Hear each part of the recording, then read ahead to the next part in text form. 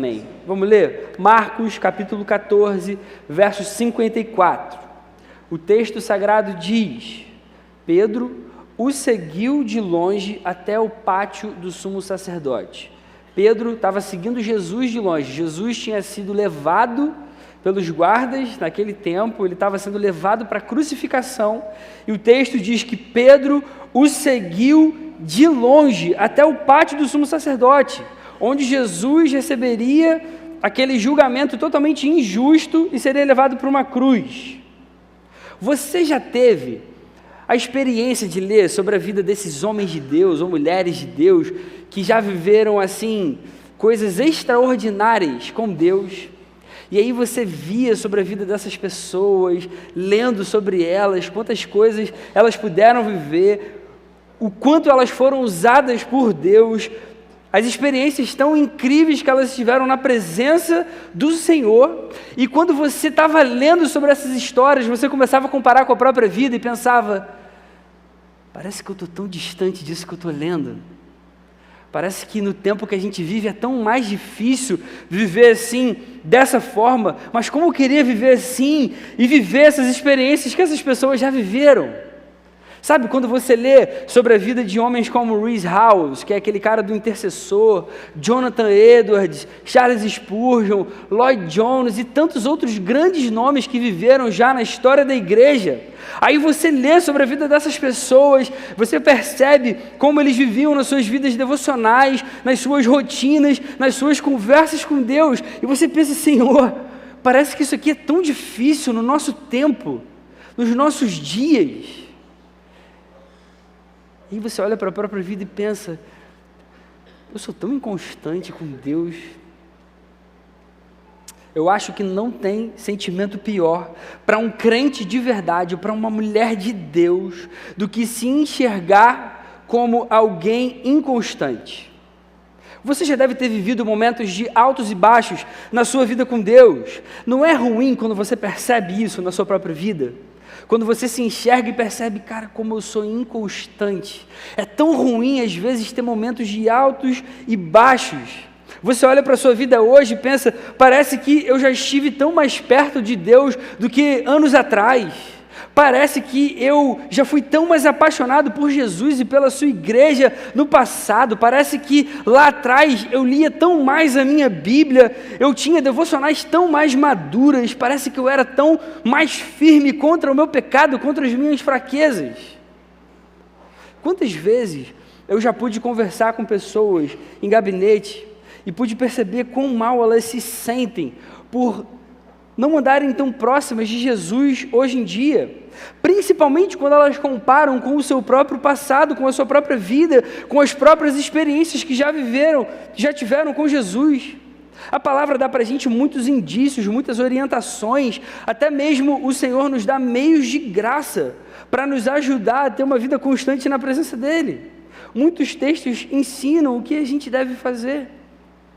E quando a gente aprofunda na palavra, a gente percebe que o mais difícil, na verdade, já foi feito por Jesus.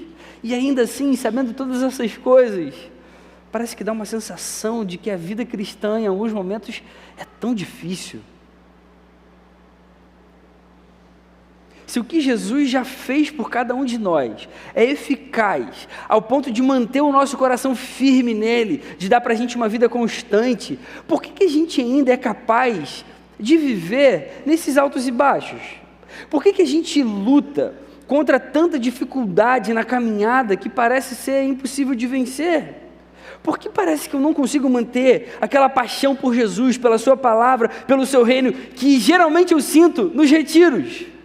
Por que eu não consigo sentir isso todos os dias? A primeira coisa é a gente entender que o que Jesus já fez por nós, o que Ele conquistou naquela cruz, dando a sua própria vida, não é uma imposição que Ele coloca para a gente e enfia a goela abaixo. Ele vai para uma cruz e Ele traz salvação para mim e para você, e Ele perdoa os nossos pecados, e Ele fala: agora você vai ser livre, e Ele faz a gente ser livre. Desse jeito, não é assim que acontece. O que Jesus conquistou para nós numa cruz é um direito que Ele dá para cada um de nós, é o direito de termos liberdade de buscarmos mais, liberdade de desejarmos mais da Sua presença, liberdade de irmos até Ele, pelos meios que Ele mesmo nos deu. Uma ilustração que eu falei no primeiro culto, vou falar aqui agora, para tentar explicar, para que a gente entenda isso aqui que eu estou falando agora. Sabe quando o papai e a mamãe têm um filhinho pequeno, e aí eles ganham um Vale Night? Sabe essa situação? Vovô e vovó adoram ficar com os netinhos, o tio, a tia, ficam para o papai e a mamãe terem um momento muito legal, numa determinada noite, e aí você ganha o Vale Night na sexta-feira à noite, já faz anos que não consegue ir num cinema com a sua esposa, e aí você ganha isso. O vovô, a vovó dão um Vale Night e você, como casal, recebe isso e fala assim, quer saber? Vou ficar em casa, eu não quero curtir isso não. Imagina você ganhar um Vale Night, estando cansado, estando exausto e continuar na sua casa. Se você ganha algo assim e não utiliza, você está desperdiçando um direito maravilhoso que você acabou de receber. O que eu estou querendo dizer é, Jesus conquistou para mim e para você esse direito de sermos livres, e nós podemos usar essa liberdade todos os dias, nós podemos e devemos usar a liberdade de buscá-lo, por meio da sua palavra, por meio da oração, por meio de vida com Ele. Não usar esse direito é um desperdício, e Ele deu para todos nós, todos os meios para que a gente consiga permanecer firmes, para que a gente seja constante, para que a gente o ame todos os dias. Mas por que a gente ainda continua com tanta dificuldade de fazer isso? Um dos textos que ajudam a gente a entender essa dinâmica da vida é o texto que a gente acabou de ler. Parece um texto assim que não tem nada para ensinar para a gente. Aquele texto que se você lê na devocional você passa batido, mas ele tem tantas coisas maravilhosas para a gente. Jesus, nesse momento, ele está sendo levado preso. Judas tinha acabado de trair o Senhor. Judas entregou o Senhor para os mestres da lei, para os chefes dos sacerdotes e religiosos do seu tempo. E Pedro era um dos mais chegados de Jesus. E ele se distancia do Senhor nesse momento. Só que ele faz isso deliberadamente. Talvez você leia e pense assim, acho que eu faria igual a Pedro. Pedro está sendo levado por um destacamento de soldado, uma galera ali perto dele. Mas calma aí, ele podia ficar do lado de Jesus e ir até o fim lá com ele. Talvez, de repente, indo até para a cruz. Pedro não faz isso. E olha o que acontece antes disso acontecer. Logo depois daquela ceia, o último momento que Jesus está com os seus discípulos, ele avisa os seus discípulos que todos o iriam abandonar.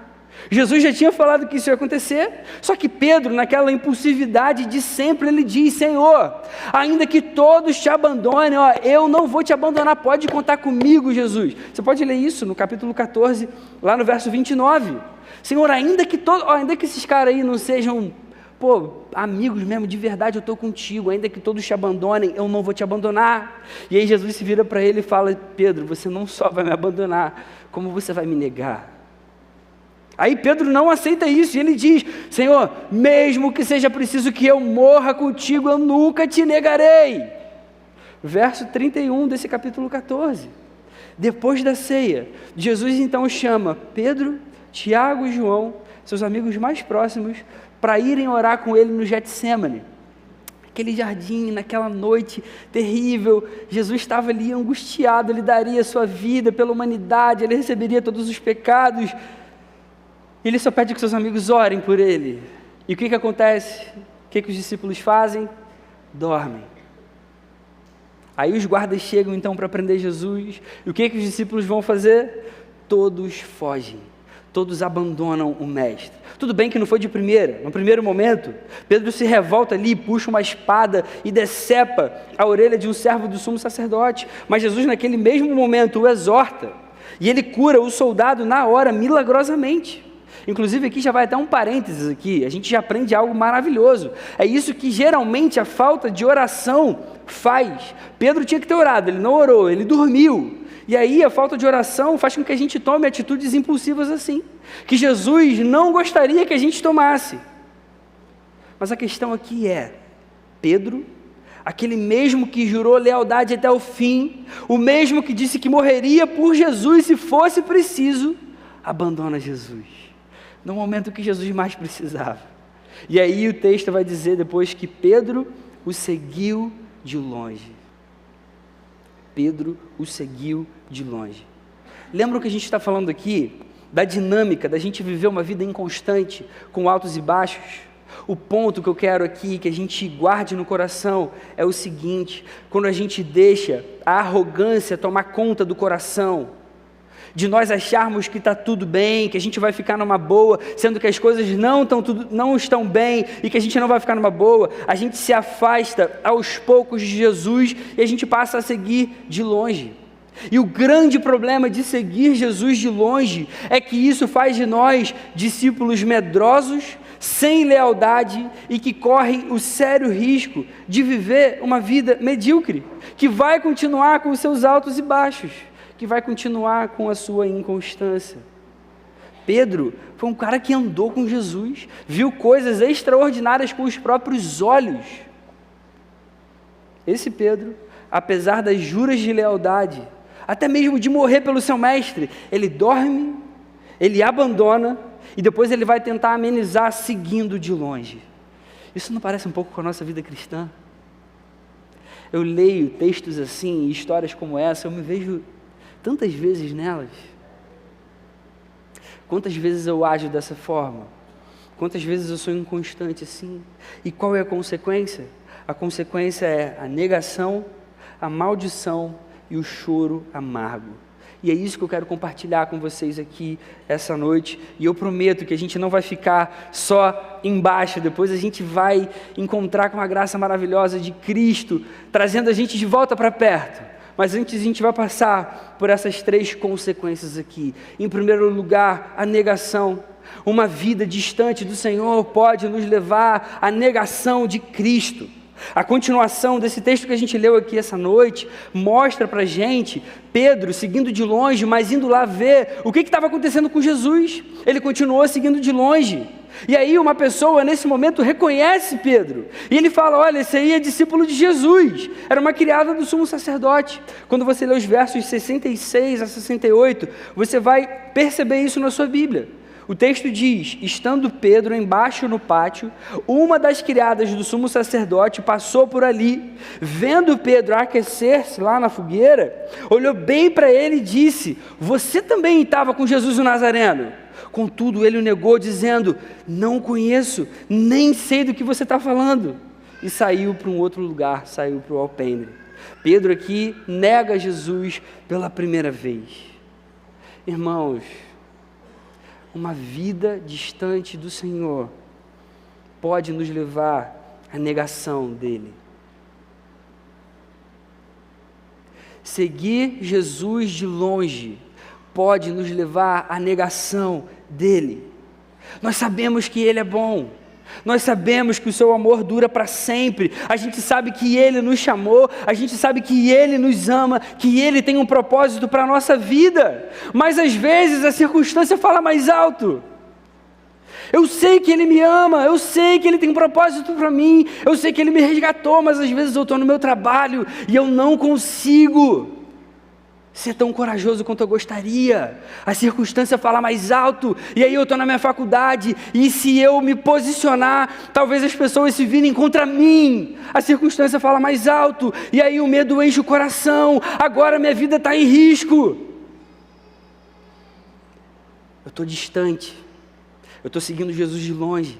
Aquele ímpeto de que, ainda que todos te abandonem, eu não te abandonarei. Mesmo que seja preciso que eu morra contigo, eu nunca te negarei. Desaparece.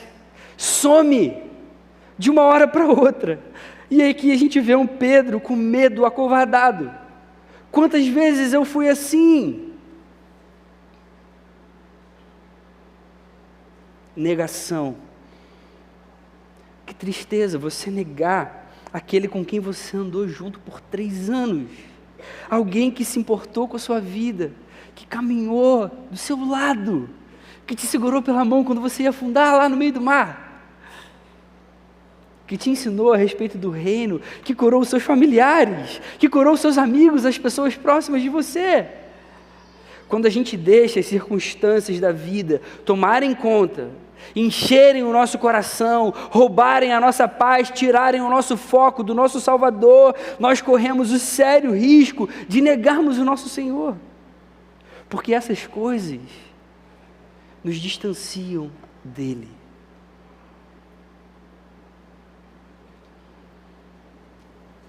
Eu já vi tanta gente que esteve aqui no nosso meio anos atrás, meses atrás, há um tempo atrás, que aos poucos foi se distanciando, foi se enchendo de afazeres por aí, e aí deixou o ministério que servia só por um tempo, só para dar uma descansada, mas depois eu volto. E aí quando percebeu, estava longe da célula, e depois estava longe da igreja, e depois estava longe dos amigos da igreja, e depois estava longe do próprio Senhor. E hoje vive uma vida de negação. Não sei mais se isso é verdade mesmo. Eu não sei mais se isso é para mim. Eu não sei mais se isso aqui continua fazendo sentido. E a negação já se torna um estilo de vida, se torna parte do cotidiano. Alguns já até negam literalmente: eu não acredito mais nisso mesmo, eu não quero isso para mim, eu não estou afim de ficar falando do meu namoro, do meu casamento para esses pastores, eu não quero mudar isso, não estou afim de me submeter aos meus pastores, aos meus líderes, aos meus discipuladores, não quero me comprometer com essas coisas de crente. Outros não negam de uma forma tão literal assim, mas vivem como se negassem a Cristo com atitudes diárias do cotidiano. Negam quando não confiam nas palavras de Jesus, negam quando não conseguem descansar de verdade no amor dele, todo tempo. Negam quando se entristecem por Deus não dar aquela resposta que a gente queria, de acordo com o nosso desejo, de acordo com o nosso plano, de acordo com aquilo que a gente quer para a gente. E tudo começa com o seguir de longe. Jesus se torna mais distante, eu já nem lembro mais o que ele quer de mim, faz tanto tempo que essas coisas já não fazem tanto sentido, essas coisas da Bíblia já perdem um pouco a razão de ser, e aí eu já começo a ficar anestesiado, achando que talvez ele nem seja tão real assim, quanto me falaram, ou quanto algum dia eu já acreditei. E aí o segundo passo é a maldição de si próprio. Segundo passo aqui, a segunda consequência é a maldição. Uma vida distante do Senhor pode nos levar à maldição de nós mesmos. O texto continua relatando que outras pessoas continuaram acusando Pedro de ser, sim, um discípulo de Cristo. Versos 69 a 71 diz que quando a criada viu ele lá, lembra, Pedro saiu de perto, foi para um outro lugar, aí a criada viu ele nesse outro lugar, ela continuou falando novamente aos que estavam por perto: esse aí é um deles, e de novo ele o negou. E pouco tempo depois, os que estavam sentados ali perto disseram a Pedro: certamente você é um deles, você é galileu, pô. Olha aí o seu jeito de falar, olha aí o seu jeito de ser. E aí o texto diz que Pedro começou a se amaldiçoar e a jurar: não conheço o homem que vocês estão falando. Para de falar, eu não conheço esse homem não, para com isso. Para de me acusar, eu não sei quem é esse Jesus não. Eu só estou aqui para ver o que está acontecendo. E Pedro nega Jesus aqui pela segunda e pela terceira vez. E aí o texto vai dizer que ele começou a se amaldiçoar, dizendo que não conhecia Jesus. E ele faz isso num tom de juramento: eu juro que eu não conheço esse homem. Você tem noção da gravidade disso aqui? Maldição é a verdadeira consequência de uma vida distante de Jesus. Maldição é a verdadeira consequência de uma vida distante de Deus. Há quem diga que o mal nada mais é do que a ausência de Deus, assim como o frio é a ausência de calor. Quando a gente recebe uma maldição, é como se a gente recebesse uma sentença de um castigo por um erro que a gente comete. E daí a maldição, por exemplo, que Paulo declara sobre aqueles que distorcem o Evangelho quando ele escreve aos Gálatas. Quando você lê a carta de Gálatas, capítulo 1, versos 8 e 9, o apóstolo Paulo diz assim, de forma incisiva: ainda que nós, ou um anjo dos céus, pregue um Evangelho diferente daquele que lhes pregamos, que seja amaldiçoado, que seja anátema. E ele vai dizer, como já dissemos, agora repito: se alguém lhes anuncia um evangelho diferente daquele que já receberam, que seja amaldiçoado. Ele está falando aqui o seguinte: olha, que vem a maldição sobre quem distorce o evangelho para enganar o povo de Deus. Seja amaldiçoado essa pessoa, é uma pessoa maldita. Da mesma forma, é uma maldição, uma vida distante desse mesmo Deus a quem o Evangelho proclama, que é o próprio Jesus. Se é para vir maldição sobre quem distorce o Evangelho, a mensagem do Evangelho é muito mais importante. Amaldiçoados são aqueles que alteram o Evangelho. Amaldiçoados são aqueles contrários ao que o Senhor deseja e planeja para o seu povo na sua palavra. Maldição, por definição, é um conjunto de palavras que revela a vontade de que algo negativo aconteça. Pedro aqui, ele está negando Jesus, vocês se lembram? Quando ele nega Jesus, ele se amaldiçoa. Ele sabe que negar o seu mestre é algo mau, é algo ruim para a sua vida. A distância de Jesus pode levar a essa consequência trágica. Ela leva ao próprio mal. E aí a gente vai ver a terceira consequência natural, que é o choro amargo. Tristeza profunda. Uma vida distante do Senhor pode nos levar a uma tristeza profunda, um choro amargo. O texto diz que depois da terceira negação, Pedro se dá conta do que aconteceu. A ficha cai. Sabe aquela coisa de que você está lá firme e tal, você está convicto de alguma coisa que você está falando, de repente, caramba, o que eu fiz? A ficha caiu naquele momento, ele se lembra das palavras de Jesus, de que ele o negaria. E aí o texto no verso 72 vai dizer que o galo cantou e Pedro se lembrou das palavras que Jesus lhe tinha dito. Antes que 2 vezes cante o galo, você me negará 3 vezes, e se pôs a chorar. E Pedro chora. No outro evangelho, no evangelho de Lucas, Lucas registra que Jesus nesse momento olhou para Pedro. Deve ter sido uma facada no seu coração, imagina. Ele nega e o próprio Jesus nesse momento olha para ele. Quando você lê Lucas capítulo 22, versos 61 e 62, o texto diz: o Senhor voltou-se e olhou diretamente para Pedro. Então Pedro se lembrou da palavra que o Senhor lhe tinha dito e saindo dali chorou amargamente. Você consegue imaginar o que deve ter sido esse momento para Pedro? Ele negando, com aquela convicção, e de repente o próprio Jesus olha olho no olho. Sabe quando você fica com vergonha de alguém, você não consegue olhar na cara da pessoa? Nesse momento Jesus olhou olho no olho com ele. Essa é a consequência inevitável de quem conhece o Senhor, mas prefere viver distante. Eu estou falando daqueles que conheceram o Senhor de fato, que aprendem a amar o Senhor, conhece a verdade, mas nega deliberadamente e traz sobre si mesmo maldição. Maldição que é causada pela distância do Criador da vida. Isso, obviamente, causa tristeza, angústia, amargor. Irmãos, não existe alegria fora de Cristo. Não existe alegria fora de Jesus. Não tem como você encontrar alegria sem o Salvador, sem o Criador do mundo. É impossível.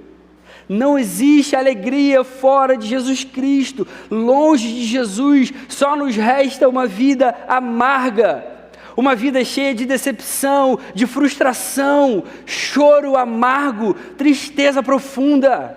E aqui no caso de Pedro, o que está em jogo aqui não é que ele sabia o certo a fazer e simplesmente não fez, não. Era algo muito mais profundo.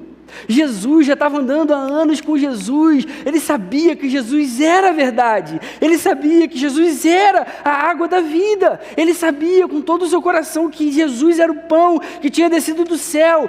Pedro sabia que Jesus era o Messias. O que estava em jogo aqui era uma questão de negar o próprio coração, tudo que dava sentido para ele, tudo que saciava suas necessidades, tudo que trazia plenitude. Foi o próprio Pedro que, momentos antes, alguns dias ou meses antes, falou: Senhor, para quem iremos? Só Tu tens as palavras de vida eterna. Isso saiu da boca dele.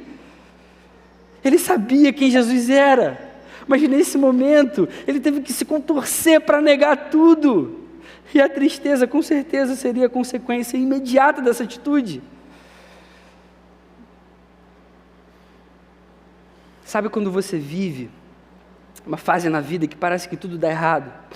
Parece que você sente falta de alegria, falta de ânimo, falta de motivação. Geralmente, quando eu converso com algum jovem no gabinete, a pessoa vem e fala, pô, eu estou muito desanimado, eu estou mal, já há bastante tempo.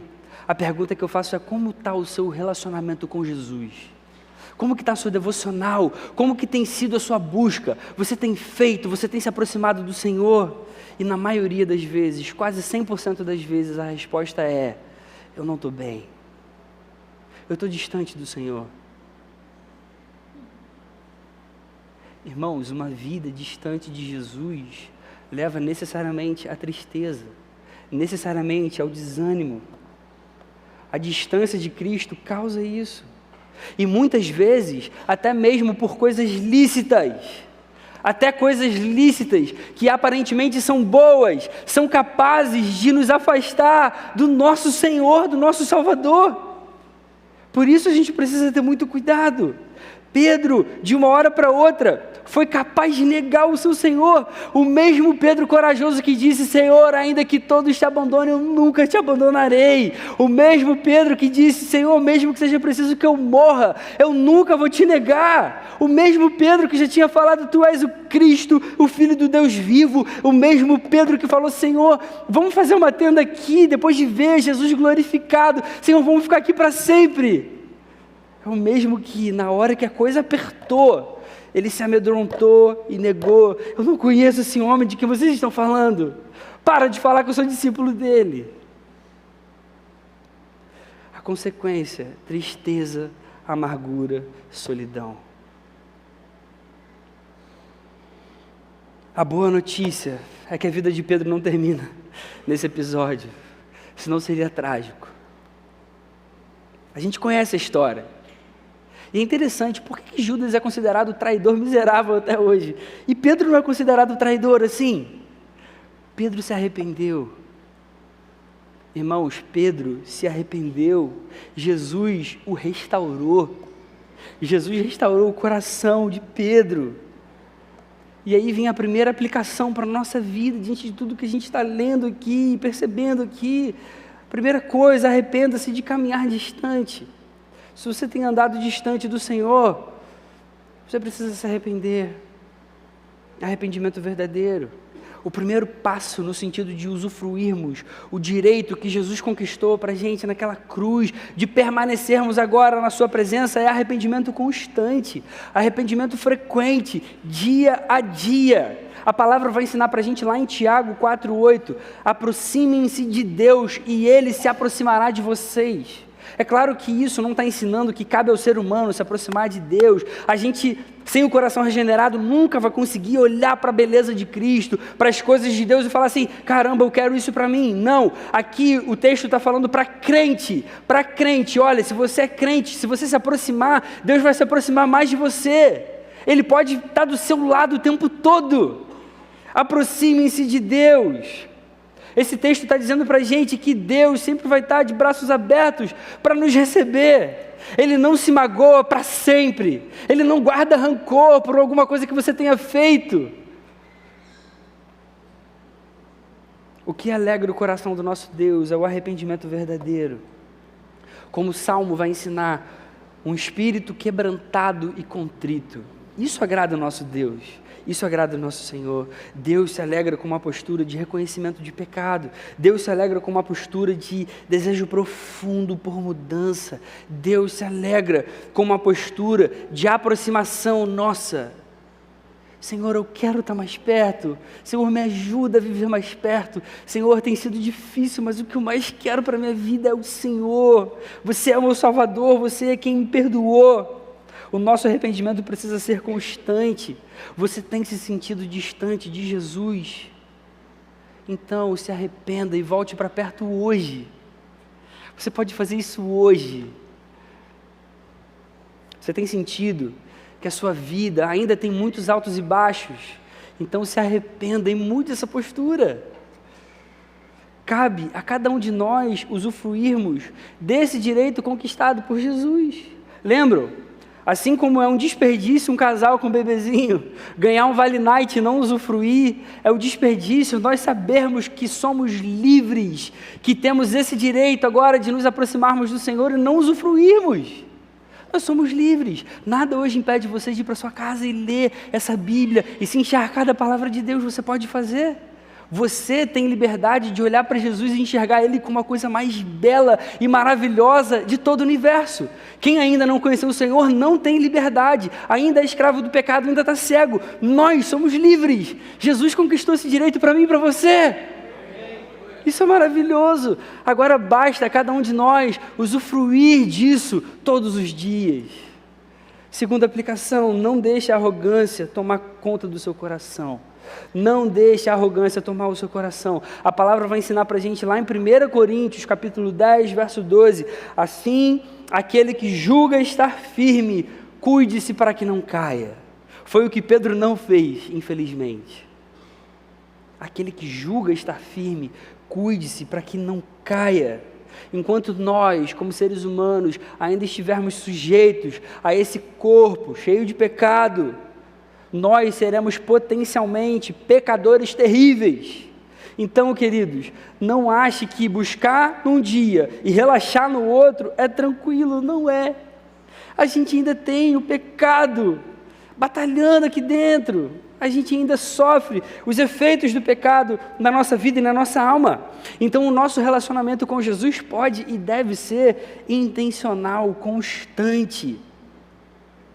Quando a gente acha que está tudo bem, mas na verdade não está bem, isso é uma postura arrogante.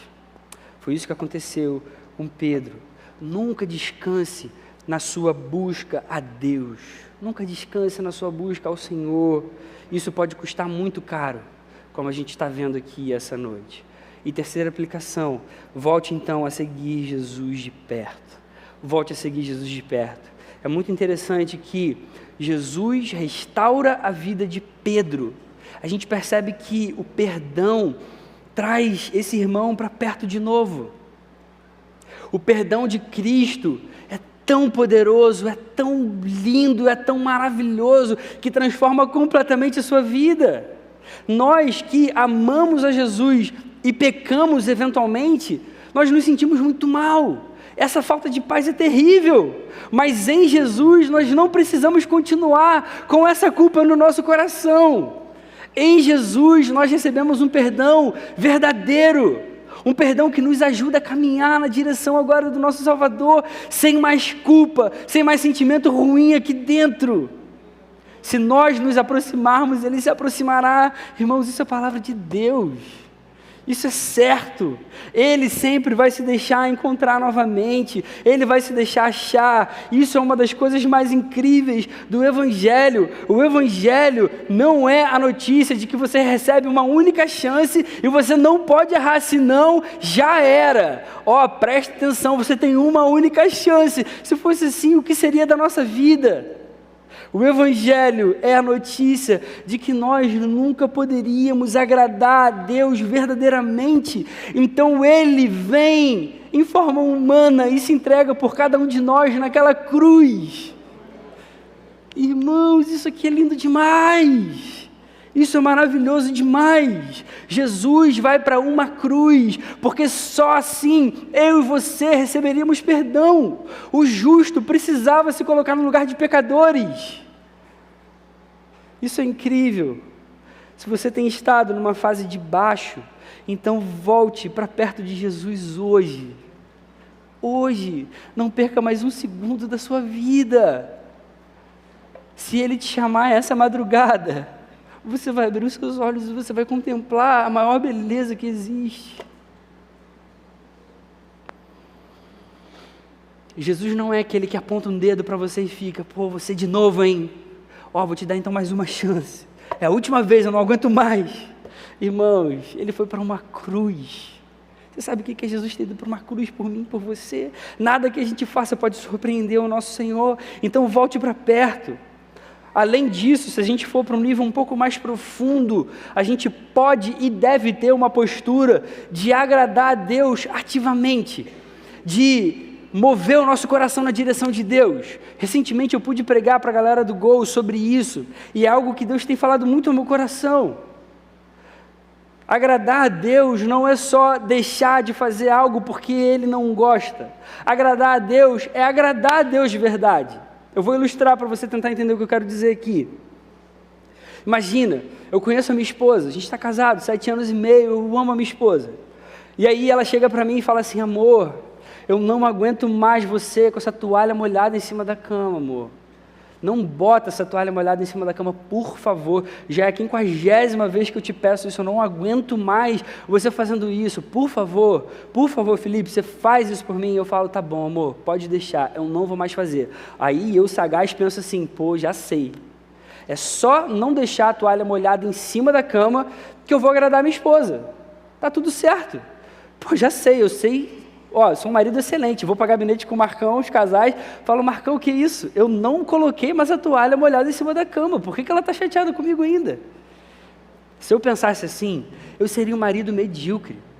Agora, eu conheço a minha esposa, eu sei que ela vai se agradar se eu levar ela uma noite para sair para jantar, principalmente se a gente ganhar um Vale Night, a gente vai para um lugar que a gente gosta, ela vai ficar feliz pra caramba. Eu sei que se eu chegar em casa e der ouvidos para minha esposa, ela vai se agradar comigo, ela vai ficar feliz comigo, o marido dando ouvidos, ouvindo com atenção. Eu sei que se eu chegar em casa com um chocolatinho, quando ela está naqueles dias, eu ganho a noite, a semana.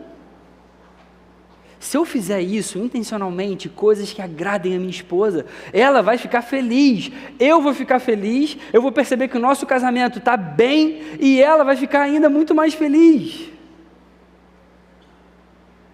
Eu não agrado a minha esposa quando eu deixo de desagradar, eu agrado quando eu agrado. Percebe? A gente pode e deve viver essa vida com Deus. A gente, às vezes, coloca a vida cristã e o relacionamento com Deus como se fosse só essa listinha de regrinhas, e aí se eu não faço, eu estou bem, Deus está feliz. É claro, gente, que Deus se alegra quando a gente não comete pecado, quando a gente não o entristece, mas Ele com certeza fica muito mais feliz e muito mais agradado quando a gente o agrada, quando a gente busca ativamente, quando a gente vem para um lugar como esse e louva com todo o coração, quando a gente se reúne e ora e derrama o nosso coração na presença dEle, quando a gente lê a palavra horas e horas e horas, e a gente procura saber mais e mais da sua vontade. A gente agrada a Deus não só quando a gente deixa de desagradar, a gente agrada quando a gente agrada. Isso é um nível mais profundo de relacionamento com o Senhor. Seguir Jesus de perto também vai levar a gente a tomar atitudes assim, intencionais, que o agradam de verdade, com todo o coração. Repara, a nossa postura muda, a gente se inclina agora na direção de Deus, a nossa vida é outra. Então, irmão querido, irmã querido, volte a seguir de perto, viva para agradar o Senhor. Eu quero concluir aqui dizendo que a palavra vai contar para a gente que depois da ressurreição, Jesus aparece para os seus discípulos e ele chama Pedro para uma conversa particular. Essa cena sempre me deixa emocionado, não sei vocês. Fico impressionado com o amor de Jesus. Eu nunca amaria dessa forma, impossível. E a gente sabe que Jesus restaura a vida de Pedro completamente, e de verdade para o resto da vida dele. Anos depois, esse mesmo Pedro, sobre quem a gente falou todas essas coisas aqui essa noite, vai escrever uma carta para os seus irmãos que estão sofrendo por amor a Cristo e ao Evangelho. Depois você pode ler a primeira carta de Pedro. Aí lá em 1 Pedro, capítulo 4, versos 13 e 14, olha o que ele vai escrever para os seus irmãos. Alegrem-se à medida que participam dos sofrimentos de Cristo. Cara, o Pedro covardão lá de antes, agora é outro Pedro, restaurado, perdoado, cheio do Espírito. Ele agora vai dizer: alegrem-se à medida que participam dos sofrimentos de Cristo. Se vocês são insultados por causa do nome de Cristo, felizes são vocês, pois o Espírito da glória, o Espírito de Deus repousa sobre vocês. Irmãos, Pedro realmente se arrependeu. Ele deixou a arrogância de lado e ele voltou a seguir de perto. E ele se tornou uma das colunas da igreja no primeiro século. Sabe o que a vida de Pedro nos ensina? Que qualquer cristão pode cair, até mesmo aqueles que andam ou já andaram muito perto do Senhor. A vida dele também ensina para a gente que uma pequena negação pode dar início a uma grande queda. E ensina também que a distância do Senhor realmente vai trazer uma tristeza enorme, angústia para o coração. Mas ela também ensina algo que é maravilhoso, que não existe pecado, nem insulto, que nós cometamos, que Deus não seja capaz de perdoar, que Ele não haja com graça, que Ele não haja com misericórdia, amor e paciência. Esse é o Jesus que nós cremos e amamos. Ele te ama, Ele nos ama, Ele ama a sua igreja amada. Não perca mais um segundo da sua vida vivendo longe dEle. Não corra o risco de seguir Jesus de longe. A queda, irmãos, pode ser grande. Se arrependa o quanto antes. Deixe toda a arrogância de lado e volte para os seus braços. Senhor, muito obrigado pela sua palavra. Muito obrigado pelo seu amor, pela sua graça. Senhor, a sua vida e a sua entrega constrangem o nosso coração, como a gente canta aqui. É impressionante a forma como você nos ama, como você se importa com a nossa vida, com a nossa história. Por isso, Senhor, nós te agradecemos e nós te pedimos nesse momento que o Senhor transforme o nosso coração mais uma vez, para que a gente seja capaz de viver uma vida muito perto do Senhor todos os dias, Senhor. Que a gente te busque diariamente com todo o coração, com todo o nosso desejo, com toda a nossa alma, Senhor. Que todo o nosso ser, que toda a nossa história se dobre ao Senhor e viva para a sua glória até o nosso último respiro nesse mundo caído, Senhor. Ajuda cada um de nós a viver assim e que a gente dê um bom testemunho, que glorifique o Teu nome e que a gente viva sempre para que Você seja exaltado e outras pessoas também Te conheçam, Deus. Faz assim para a glória do Teu nome, no nome santo e precioso do nosso Salvador, que a gente ora e pede, Deus. Amém. Amém.